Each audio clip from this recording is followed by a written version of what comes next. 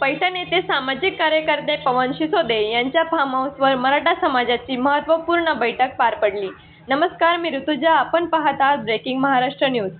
मनोज जरांगे पाटील यांच्या 29 ऑगस्टच्या नियोजित आंदोलनाच्या पार्श्वभूमीवर या बैठकीचे आयोजन करण्यात आले होते. बैठकीमध्ये 29 ऑगस्टच्या आंदोलनासाठी आवश्यक असलेल्या सुखसुविधा, अन्न पाणी, राहण्याची व्यवस्था आणि मराठा समाजाच्या विविध प्रश्नांवर सविस्तर चर्चा व नियोजन करण्यात आले.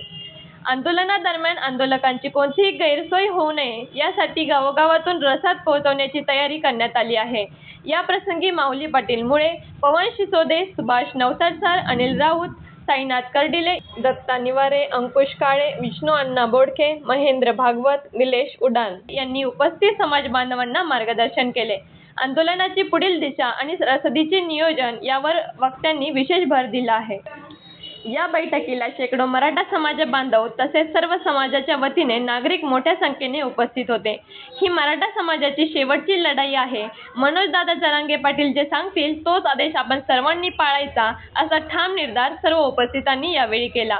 काही लोकांना वाटत होते की मनोज जरांगे पाटलांची हवा संपली आहे, परंतु त्यांनी वारंवार मराठ्यांची ताकद काय आहे हे दाखवून दिले आहे. हा 6 कोटी मराठा समाजाचा प्रश्न असून 29 ऑगस्टला अंतरवाली सराटी येथे सर्वांनी मोठ्या संख्येने उपस्थित राहून आपली ताकद पुन्हा एकदा दाखवून द्यावी, असा निर्णय या बैठकीत घेण्यात आला. फार मोठं आंदोलन चालू केलेलं. एकच विषय, जरांगे पाटलाच्या आयुष्यातला एकच विषय, मराठा समाजाच्या मुलांचं भलं व्हावं, आरक्षण मिळावं, असं मनोज दादाचा एकच विषय त्यांनी 25 वर्षापासून लावून धरला.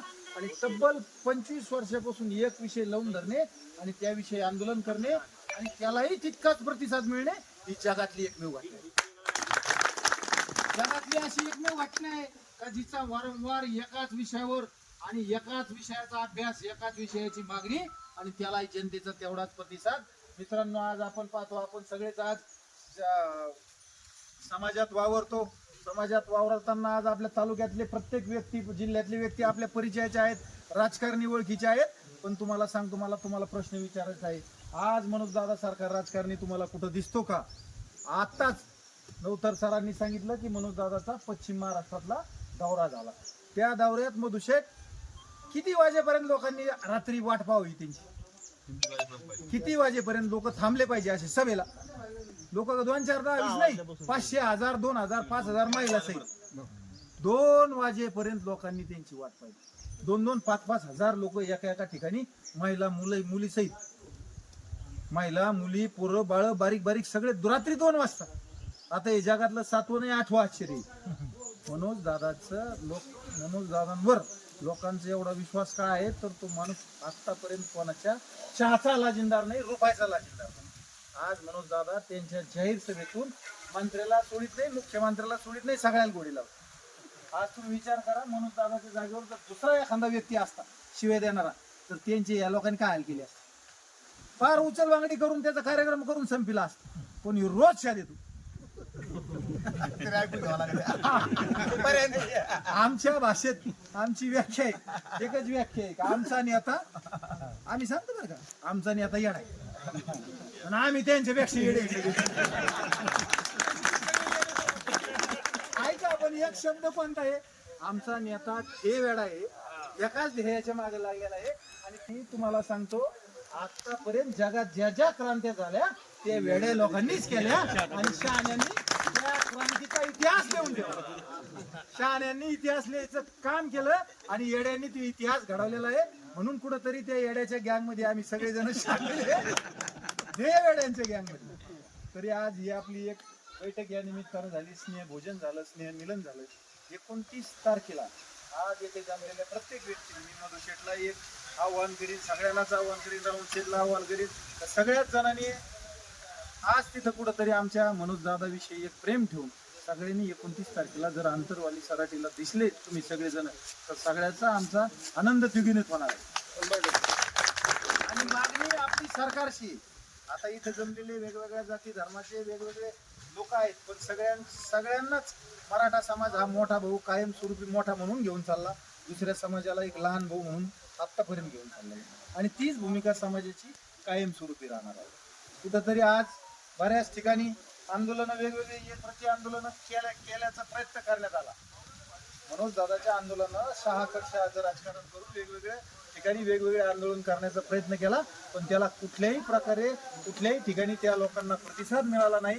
कारण त्या लोकांनी आजपर्यंत ते चळवळीत ते म्हणतात का आम्ही गेल्या 20 वर्षापासून चळवळीत काम करतो, पण त्यांनी ती चळवळ या भाडखाऊ राजकारणाच्या पायाशी नेऊन ठेवली होती. आतापर्यंत कायम त्यांच्या दावणीला बांधलेली, म्हणून त्यांच्या आंदोलनाला कुठल्याही प्रकारे यश मिळालं नाही. आणि मनोज दादा सारख्या सर्वसामान्य माणसाचे 4 पत्र्याच्या घरात राहतो.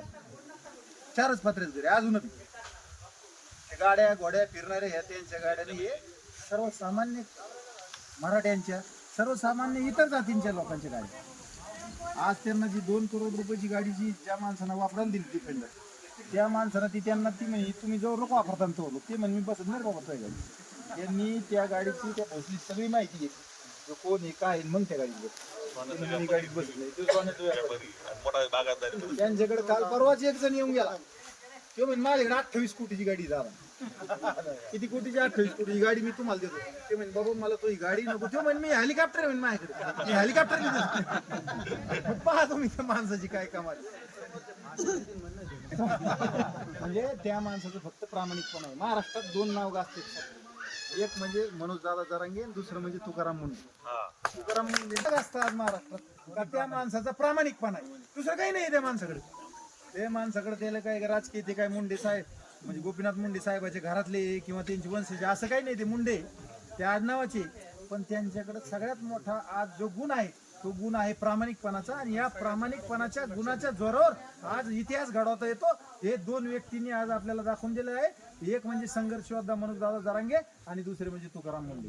तरी आपल्याला सर्वांना यांना साथ द्यायची आहे आणि मराठ्याच्या पदरात काहीतरी मराठ्याचं आरक्षण घेण्यासाठी प्रत्येकाला लढा द्यायचा आहे. त्या निमित्तानं सर्वांनी 29 ऑगस्टला अंतरवाली सराटीला येथे दिसावं अशी मी अखंड मराठा समाज पैठणतर्फे सर्वांना विनंती करतो. जय जिजाऊ, जय शिवराय.